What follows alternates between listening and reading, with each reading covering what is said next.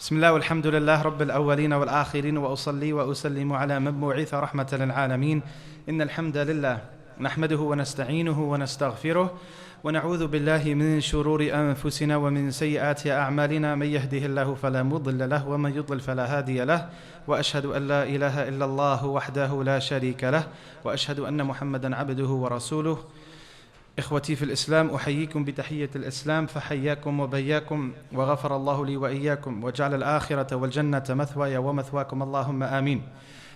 What I want to share with you is a few thoughts about marriage. Not necessarily how to stay married, not how to get married, not what to look for in a partner, because that becomes very predictable. When you go on YouTube, there's a lot of videos. The things you have to do, the 5 things you ought to do to find the perfect wife. Number 1. No, I'm not going to do that tonight, inshallah ta'ala. What I do want to do is I want to talk about marriage as a whole. And this really, I'm not going to say that the youngsters will not benefit from it, but I think the elderly will benefit more from it. Why? Because it has to do with their children. It has to do with our daughters. It has to do with our kids. First off, why I thought this was important, I met a brother in the middle of the day at a restaurant, and he said, you know what, I think marriage is important. And Stephen threw a lot of khutbahs and a lot of lectures, and I'm thinking, how could this community benefit from this khutbah or from this time that I have here? And I thought maybe talk about marriage. Why I want to talk about marriage besides that is I receive endless texts on Facebook from a lot of brothers and sisters who feel like they're in a dire situation or in a desperate situation to get married. And they feel that they're between a rock and a hard place because they themselves, they want to get married, but unfortunately the parents are not allowing them. It's like that closed door. No, you can't. It's not the time, and so on and so forth. I remember one time at a mu'tamar, a sister from the back, believe it or not, she sent me a letter, a small paper. She wrote on it, she said, and I don't want you guys to take this the wrong way. She said, Sheikh, I cannot stop thinking about men. Now some of you might find that to be قلة أدب من قلة حياء. I find that to be the complete opposite. يعني لأن تكتب المرأة بهذه الجرأة. That takes courage for a woman to write this. Now is it عيب for her to say that, Ya Sheikh, I can't stop thinking about men? No. يا أخي هي إنسان كما أنك أنت يا رجل إنسان. Men, they have these desires, and women also have these desires. We can't have this superficial attitude. You know, when we look at people, we say, you're thinking about that, ta'addabi or ta'addab. We can't take this superficial attitude when it comes to something that Allah subhanahu wa ta'ala embedded inside of us. So we can't look the other way and say, oh no, it doesn't exist, you're not ready for that. That's a superficial attitude that some parents, believe it or not, take. What I find, there are 4 basic reasons as to why the progress of marriage is impeded, especially in our modern day society. One has to do with something that we ourselves as Muslims cannot control. The other 3, we, believe it or not, as Muslims, we are the ones hindering and impeding the process of marriage. One has to do with these societal norms. Once upon a time in America, because people used to have a biblical worldview, meaning that they used to stem their norms from the Bible. They used to extract their views, their morals, and so forth. They used to extract and get them from the Bible. All of us know there is a common denominator between us and Christians, and that is that adultery is not permissible in Christianity, and also fornication is not permissible in Christianity either. But within time, with modernization, with secularization of the country, you find that people now are turning their backs on those beliefs, and they're turning to atheism. So once upon a time, the institution of marriage in America, it was sacred. It was something that people cherished and respected. But as age went on and as decades went on, decade after decade, people no longer have the need to get married.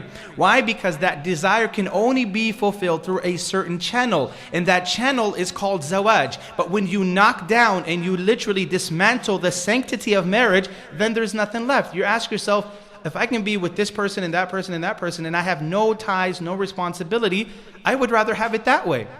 So that's one thing. Also, the media, the way it portrays marriage as it's dull, stupid, boring, monotonous. And even today for men in movies, when you watch movies, not that I watch movies, but when a woman gets married, they're happy for her. When a man gets married, bro, why did you do that? You got married. Oh, they kind of give that depressing look, like, why in the world would you get married? Right? Like, what's the incentive? Is it that much? Do you love her that? What is the reason? The other 3 that we as Muslims, I think we are the ones pushing this wheel. There are 3 superficial reasons that a lot of Muslim parents give. preventing their children from getting married. Number one on the top of the list, school. My daughter needs to finish school. Even though the daughter wants to get married, she wants to get married herself, she wants to get married. The father or mother come and say, no, I'm sorry, Jazakallah khair, thank you for your time and thank you for, approaching and taking the time to visit us. However, our daughter, she needs to focus on her school right now. It's as if it gives the impression that going to school and getting married is kufr bawah. It's not, but it gives this impression because some parents, they hold dear and near onto that and they're not willing to let go. I've gotten many brothers and sisters, Sheikh, I want to get married, my parents are not allowing me to. Lesh ukhtah, why brother, why sister? My parents, they want me to finish school. That's the first thing. We will find out that this is going to backfire later on. So the first one is school. The second one is from a different tribe or from a different ethnicity or different nationality.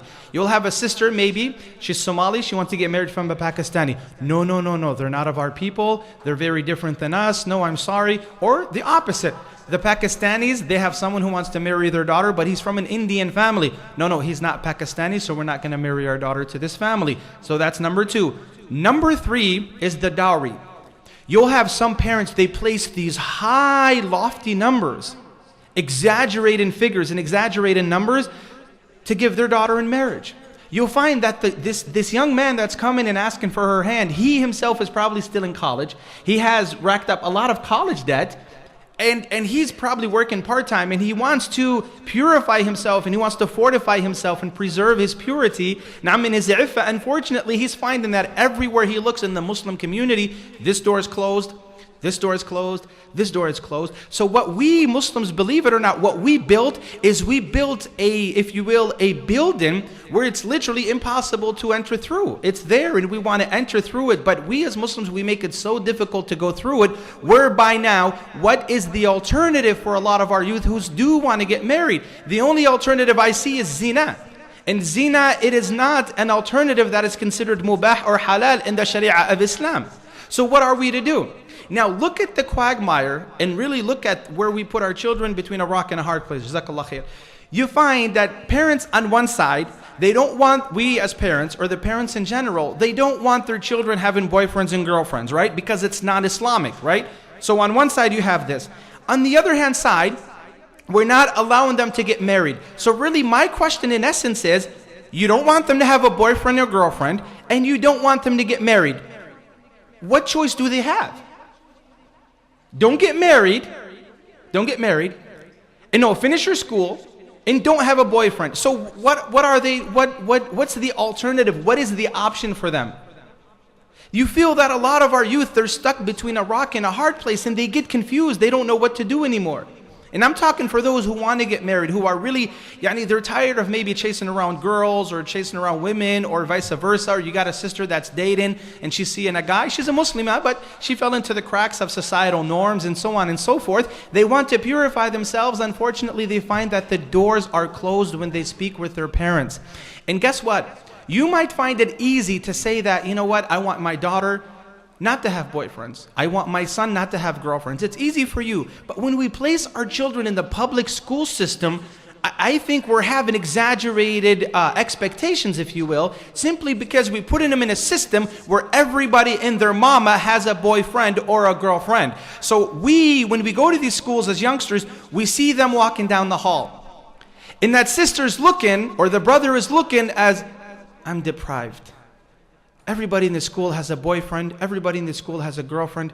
I'm deprived as a Muslimah. I'm deprived as a Muslim. SubhanAllah, they get to go to the movies together. Every time they see each other from period to period, they give them, they give each other a hug and, hey boo, what's going on, and all that good stuff, right? Boo is kind of the language that the youngsters understand. If you need a translator later on, talk to the youth and they'll tell you what boo means, right? So going back to that creates a sense of curiosity. That Muslim who goes to the duksi, he's been raised well, he knows the basic fundamentals of Islam, that's good and dandy and beautiful. But the problem is, they're seeing that every day. They see that day in and day out. And I went to elementary school here, junior high and high school. So I'm speaking from experience. It's not someone told me and someone told me this and someone shared this story. I lived it. I lived it and I saw it. And I was one of those young men who were curious. And how can you not be curious? You're a human being. Being curious is part of being a human being. That's something that Allah subhanahu wa ta'ala instilled in us. But I think we have hollow hopes and futile aspirations when we tell ourselves we have so much faith and confidence in our children to the point where we think that they are now angels and therefore they are infallible. In the sense that when you talk to a parent and you say, you know what, your daughter, she's 18, 19, is she thinking about getting married, kada kada, she seems interested. Or you talk with the father, right, his son wants to get married. And you know usually the parents, what they respond with? They'll say, my daughter was raised well. She'll never date a guy. That's good. That's good. That you have trust in your daughter. That's good. Should we have trust in our daughters? Yes. Should we have trust in our sons? Yes. But the problem is not that. You know what my problem and issue with is as a parent? I don't trust that appendage that is linked to my son or daughter that is constantly whispering to them day in and day out. Look at him. Your mom's not going to know.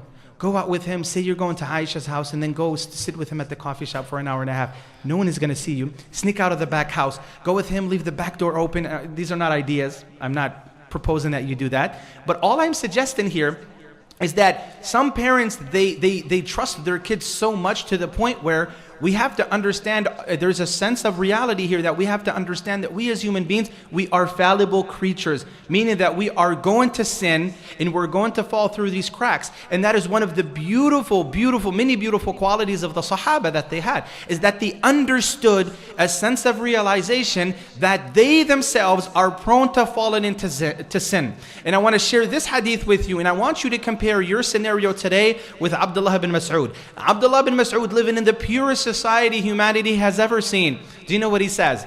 He says, لو لم يبق من أجلي إلا 10 أيام وأعلم أني أموت في آخرها وليطول النكاح فيهن لتزوجت مخافة الفتنة. Does that resonate with you? For those of you who understood what that meant, did you understand what that means? Abdullah ibn Mas'ud, living at the time where there's not billboards, there's not these internet things. Hey, looking for a date tonight? You know when you go down the internet, you're checking your email and all of a sudden there's this bombshell that drops off on the left. You're like, ma'adallah. Looking for a date tonight, perhaps. Welcome to Seattle, right? Is this not what we get? You're just checking your email. You're not looking for girls. You're not looking for someone to date. You're not looking for none of that. You go on the internet. You're looking to check your email, and all of a sudden is, boop, looking to chat. Call me now, right? This is what we get. So it's fitna upon fitna. The doors are open everywhere you look. The doors are open to commit zina. And that's something that we don't want our children to fall into. So let me go back into translating what Abdullah ibn Mas'ud said. He said, if I only had 10 days left in my life, and I knew for surety that I would die after these 10 days, and I had the ability to get married, I would have gotten married out of the fear of falling into zina. No, I have to repeat that. Because I'm expecting like,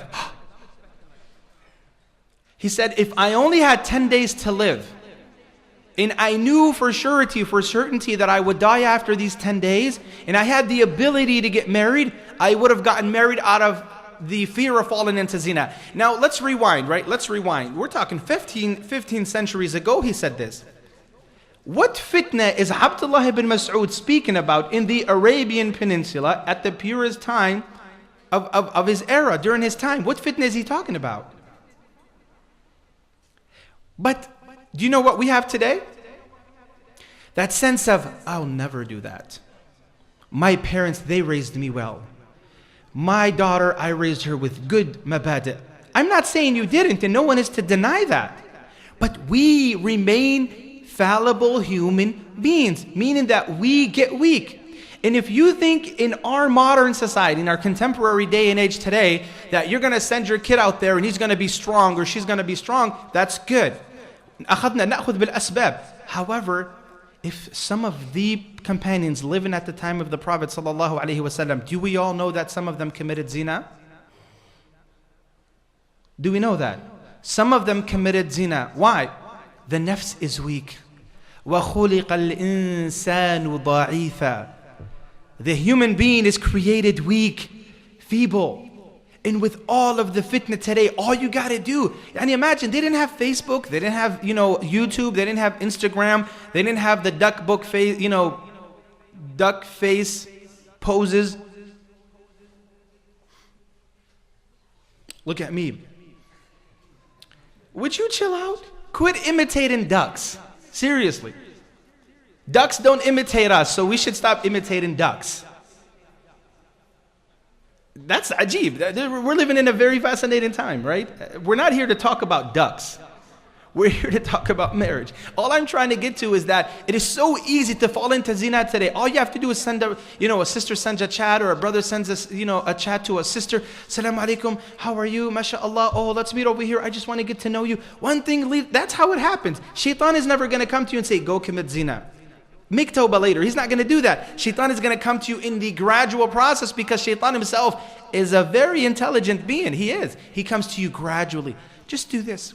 She's your sister in Islam. Or the Shaitan will tell the sister, he's just your brother in Islam. You guys will never do that. Slowly but surely, and then Shaitan literally, he grabs you and you fall in that crack. So my point is, if Abdullah bin Mas'ud said that, I think if he were living with us today, I believe with utmost conviction that 10 days that he was speaking of would probably change to 10 minutes. In other words, he would probably say something like this: if I only had 10 minutes to live in America in 2016, and I knew that I would die for certainty after 10 minutes, and I had the ability to get married, I would have gotten married out of the fear of falling into zina. Naam? But then again, this is one of the many qualities that I really, really appreciate in the Sahaba radiallahu anhum, is that they understood that they're feeble human beings, that they get weak, that they're fallible, that they're prone to make mistakes, and they wanted to take all the measurements and all the precautions to not fall into these mistakes and not to fall into these egregious sins. Not like us, you say, ittaqillah, he says, well, what did I do, brother? What did I do? They weren't like that. They were very, very different. So moving on to the second stage, which is you find that the companions and those who came after, for them marriage was very, very easy. Today we made marriage very, very difficult. Wallahi, it's like a shabah al-mukhif. You think of marriage and it's like this daunting task that you have. It's this huge burden. Marriage. No. 5 years. No. Give me 5 years. I'll get married. Seriously, for some brothers, it's very, very scary for them to get married, right? All the expenses, do this, and we're going to do it at this ballroom, you have to rent this. And he's like, man, I don't have that kind of money. And just because he doesn't have that kind of money doesn't mean that he shouldn't get married. The qissa of the Prophet ﷺ, when the man came to him, and he had nothing at all. The Prophet ﷺ, he says, "Iltamas laha khataman walau min hadid." Get her a ring, even if it's out of metal. In other words, let it be something symbolic. No, don't get married for free. Let it be something symbolic. Number two is you find the other verse or the other hadith where the Prophet ﷺ, he says, "Zawajtuka bima ma'aka min al-Qur'an." Marry her, but you have to teach her the Qur'an that you have. This was during a day when the Qur'an had its weight. It had its value. It was valued, right? It was a pricey commodity. Unfortunately, not like today. The third one is the beautiful story that resonates with me until today. Is the story of Kathir ibn Abi Wadi'a. He was a student of Sa'id ibn al-Musayyib, min al-Fuqaha al-Sab'a. Subhanallah, one time he was in the dars and he noticed that his student would not make it there. He's not there. He wouldn't come. So one time he asked, he says, where's Kathir ibn Abi Wadi'a? We no longer see him in our majlis. They told him, Ya Sheikh, his wife passed away and he was attending to her affairs. So later on they gathered and they went to his house and he knocked on the door. And he said, Ya Sheikh, I didn't make it to the dars because my wife passed away and I was attending to her affairs. He says, why did you not, inform us? We would have come and helped you with whatever it is you need help with. So when he said that to him, he says, I didn't want to bug you. Do you know what he asked him? Sa'id ibn al-Musayyib, the teacher, the professor, right, the mentor, and you have Kathir ibn Abi Wadi'a as the student. He asked him, Hal ahdatht? Did you get married? Did you find someone? He says, وَمَنْ يُزَوِّجُنِي وَلَا أَمْلِكُ إِلَّا دِرْهَمًا أَوْ دِرْهَمَيْنِ. Who is going to marry me and all I have to my name is 1 dirham and 2 dirhams, that's all I have. Sa'id ibn Musayyib says, أَنَا أُزَوِّجُكَ. I will marry you, my daughter. I will give you my daughter. Imagine someone comes to you and says, you know what, don't bug, don't worry too much about it. When he told him, I'll marry you, my daughter, he didn't know what to do. He left, and I think it was either that night or the following night, he came back. But Sa'id ibn Musayyib, this time around, he did not come alone. He brought a very, very special guest with him.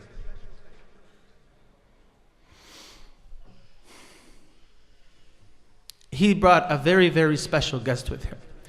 He came and he knocked on the door of Kathir ibn Abi Wada'. And he asked him, he knocked on the door. So the student asks, Man fil bab, who's at the door? He says, Sa'id. Kathir ibn Abi Wada', al-Rawi, he says, I thought of every Sa'id except Sa'id, my teacher. He kept on thinking himself, Sa'id, who's this Sa'id that's coming to me at this time and knocking on my house? Who's this Sa'id?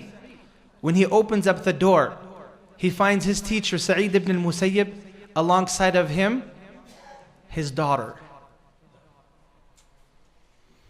Wallahi, when you relate stories like this, it touches the inner recesses of anybody's heart. And if it doesn't touch the inner recesses of your heart, it should. It really should. You see how easy it was for people to get married back in the day. It wasn't difficult like we have today. He has to be this and he has to be that, and she has to be this and she has to be from here, and she has to have that, and she has to have this, she has to not have this, and so all of these conditions. Anyways, the moral of the story is that for them, those who went before, and those we look up to, and those whom Allah subhanahu wa ta'ala told us to look up to and to take as religious guides, this is the way they understood marriage. It was very, very easy for them. So now I want you to go back to the consequences. If we don't take the marriage issue seriously, if we don't take it seriously and take it to heart when our children come to us and they say, Mom, Dad, kada, kada, kada, I need you to listen to me. If we're just going to shut them down because they're young and they don't know what they're talking about, and we're going to look the other way and we're going to undermine something that is near and dear to their hearts, we as parents will suffer, because a lot of parents did suffer when they didn't take their children seriously. Some Muslims and some Muslimas, they ran away from the house. I remember a Sheikh telling me in Ohio, he says the sister wanted to marry a certain guy and the father, he didn't want to. What happened? The sister ran away from the house. She ran away from the house, subhanAllah. Because why? Her father did not allow her to marry, he did not allow her to marry someone whom she wanted. And it is not permissible in Islam for us to tell our daughters, I have someone good for you back home. La yajuz, you're not the one to live with him. It is our right as parents to find dhal kafa'at, yes, to find someone who has religion and to find someone who's well-mannered, yes. But we don't have the right to say, daughter, I have someone for you back home. He's a hafidh of kitabillah. Wallahi, and I'm going to say this right now. If you find a sister who memorized al-kutub as-sitta and you don't find a sense of attraction, and that is important to you, my advice to you is don't marry her. The same thing with a sister. If you just feel like, you know what, this is not going to work out, it is your right. He's a hafidh of kitabillah and he memorizes al-kutub as-sitta wal-mutun wa kull ma yatakhayaluhu banu adam fil bal. If you don't feel there's at least a sense of attraction, and it's going to be very, very difficult for you, I would say don't embark on it. Don't. With all the fitna that's going on, don't feel like you made an egregious mistake. But the Prophet ﷺ, he says, إِذَا جَاءَكُمْ مَنْ تَرْضَوْنَ دِينَهُ وَخُلُقَهُ فَزَوِّجُوهُ. So it's really about religion, and it is also about one's character. Because sometimes you can have religion but you don't have character. And sometimes you can have character but you just don't have the religion. So my point is, there are consequences. Another sheikh told me about a sister who ran away, and we're not bashing the sisters. We're not at all. Why is it? I don't want no one to, please don't think that, oh, it's always about the sisters. It's always about no, it's not about the sisters. This happens with the brothers too. It's either a sister gets pregnant because she wants to live under the halal umbrella with her loved one or the person she loves and wants to be with for the rest of her life, but people are closing the doors in her face and saying, no, you can't do it. So she says, you know what, I can't do it. Look what I'm going to do then. You're not willing to help me. Look at what I'm willing to do then. So she runs away and she gets pregnant. Or you find a brother, everybody's closing the doors in his face because he wants to get married to someone whom he loves, right? Whom he wants to be with. He goes and maybe ends up getting a girl pregnant at haram. It's happened in our own local communities. We're not talking about people on Mars. We're talking about people in our own direct communities. So consequences, there's a lot of consequences. Okay.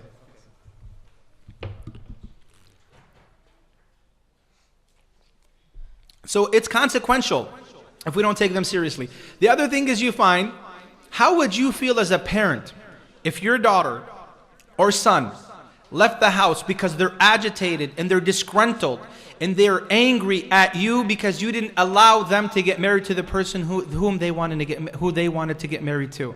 How do you feel if your son runs away from home, he wanders around and he mixes with a lot of people who he should probably not be mixing with, and he comes back home and he says, Dad, I have AIDS. La ilaha illallah. Imagine if your daughter runs away from home because you did not allow her to marry the one she wanted to marry. She runs away and she does whatever she does. And she comes a year or two later and she says, Ummah, you would not believe I've been inflicted with HIV, I have an STD, I have this. For the sons or for the daughters, it's the same thing. And you might be sitting here and saying, does that happen? Yes. There are a lot of Muslims who have these diseases out there. I ask Allah to preserve us. But don't think it's easy. Don't think that is just, oh, it's not a big deal after all. It's easy for a 50-year-old man or for a 50-year-old woman to undermine their daughter's situation and say it's not a big deal. You have to remain patient. You know, I'm just sure you're going through a stage or a phase and you're going to get over it. That's what we think until we look and we open the bedroom and we find that our son is not there, our daughter's not there, they're not answering their phones. What happened? What happened? When we thought it was just easy, it was not a big deal, but it does backfire in our faces. It does. The last thing that I want to do, I don't want to spend the whole night critiquing and being critical of what parents do and of what we do, but I want to offer a few suggestions, inshaAllah ta'ala, and I ask Allah that they can become viable, that we can actually use them in this dilemma that we're in. Some people have the idea today that before I get married, I have to first go to college, get my bachelor's. And after getting my bachelor's, I have to get my master's. And then I have to land myself a 6-figure paying job so I have my own place. And then when I'm 26, 27, now I can get married. Now I have the green light. Whoever said that? Whoever came up with that? Like, where do we find that in a hadith or in the Quran? I don't find that nowhere. But society painted a picture for us that you have to have your bachelor's and master's and you have to have yourself a job and you have to be well off and then you can get married. Who said that? And a lot of parents, they have this idea. Some people are like, you know what, my daughter is never getting married until she finishes her degree, until she gets her degree. Tayyib, as a suggestion for a lot of parents here, how come we don't try to find a way for them? How come we don't try to find a middle path for them? Tayyib, is it really a problem for our daughters to get married but to also continue school? Where's the hype in that? I, as a parent, I am responsible for the purity of my daughter.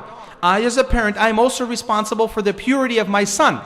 I have to go out of my way as a parent to make sure that my son is not going to entertain the idea of falling into zina. So I have to be there and I have to help him or her accomplish that. So if someone wants to try to spark an agreement or try to meet in the middle path, tayyib, get married. You guys can live in the basement. You guys can perhaps live on the second floor. You guys can live in my house for the meanwhile. The boy can continue going to college. The girl can also be married and go into college. Is it really easy for the brothers to go to college and see all that fitna and just come home like a normal human being? How do people do that? Again, we're talking about rujula here. We're not talking about, we're talking about insan hayy, he has a fitra, it's subhanallah, it's really difficult. It's not easy. So my whole thing is, this idea, we have to lose this idea now before tomorrow, this idea of no, they both have to finish school and no, let them get married and let them go to school at the same time. That when she comes home, she has someone that can nurture her, someone that can love her, someone that can take care of her. And also when the man comes home, he has someone waiting for him as well. In the problem, some of our youngsters, the reason why they start lying and conniving and sneaking out, it's because we as parents are making it difficult for them to get married. We are. So that's the one thing. Now, the other thing also is to try to help them with the expenses. No, I'm not going to spend for you as a husband now, but guess what? I can meet you halfway and I can help you with half of the expenses, but you're still probably going to have to work part-time. So what I'm trying to get to here is that there are options, there are alternatives. Now, there are other methods. But this idea of, no, you have to finish school and then get married, we have to get rid of this idea. Because guess who suffers more at the end? The families suffer more at the end. It is us, we the family. Wallahi, it is us. Anyways, I'm not going to take up too much of the time. I myself, I'd like to benefit from Sheikh Makin, barakallahu fi. I just wanted to share a few thoughts and inshallah ta'ala a few possibilities and alternatives. But I think the most important thing, really, is that, you know, in American culture, what I can say I appreciate is that teachers and professionals, leaders and mentors, they take the youngsters very, very seriously. And I got to admit, this is something I've seen across the board. When they have a problem, they'll grab them on the side. John, what's going on? You look sad today. Come here, come and talk to me. They observe these things. With us, it's just pull them by the ear. What's your problem? Why don't you get up and stand up? You didn't make tahfeed. We don't know what's going on in his home. We're just kind of like, and that's about it. We don't ask what's going on. We don't know the khalfiyah. We don't know the background. We just see the surface and all of a sudden it's, oh, anta kada, and you're this and you're that. But if parents, we as parents, we have to create the comfort zone for our children, for them to come and speak to us. I'm not going to lie. I personally myself, it was not normal for me to approach my father and say, Dad, I'm feeling these things towards women. Is that normal? What's going on here? Seriously. Or for a sister, I'm sure sisters will probably raise their hands right now. All of them, not all of them, but I'm sure the majority of them. And they'll probably say, you're right, Sheikh. I can't go and speak to my mom and say, you know what, Mom, I don't need to go too far, but I want to get married. It's time. If we undermine their importance and if we downplay it like it's not important, do you know who they're going to talk to and who they're going to find to take their affairs seriously? They're probably going to speak to their friends, to their colleagues, and to their, to the people that they hang out and mingle with. And they're going to give them advice. Do you know what that advice is? Girl, if I were you, if my parent ain't going to let you do that, I'll probably just run away from the house. Girl, do what you got to do. I'm sorry, I didn't mean to imitate to that degree. Or the same thing with the guy. Because today the society doesn't teach you it's your parents, it's your this, you have to be patient with them. But guess what? Subhanallah, you'll find some students, some youngsters, they will probably sit there in the mirror practicing how to approach their mother or how to approach their father. They'll look in the mirror and say, okay, no, this is too seriously. Oh, should I go jokingly? Okay. Dad, I think we got to talk. No, he's probably going to think I'm still immature. No, I got to do it a different way. What I'm trying to do is we don't know that the young ones, subhanAllah, they spend a lot of time preparing how is it that their parents can take them seriously, only at the end to be failed. By who? By our own parents. We're serious and we want to really start this journey of marriage, and the parents just look at us like, girl, think about something else. Is that all you're thinking about? And sometimes the parents look at it like they're aliens. Like, oh, that's all you're thinking about men? You're only 16 and you're thinking about men, huh? And then it turns into this, you don't have haya, you don't have modesty. If the girl can't talk to her mother about these things, who in the world is she supposed to speak with? If the father doesn't have these open dialogues and these open discussions with his own flesh and blood, who is the son going to have these discussions with? We think it's haya, but it's not. This is superficial haya. When you become 13, 14, 15, you get in your puberty, you'll figure it all out. I'm sure you'll do a good job because that's the way I grew up. We can't perpetuate these blockades of, my parents, they're just not approachable. If you don't make yourself as a parent accessible and approachable, guess what? Our youngsters, they're going to seek different avenues to people, maybe if they're from other places, who will take them seriously. Yeah, please pull a chair. What's going on at home? Well, I want to get married. My mom is not allowing me to. My father, he thinks I'm still immature. My mother thinks, that I shouldn't be thinking about men because it's against our religion and yada, yada, yada. And it makes our parents look bad.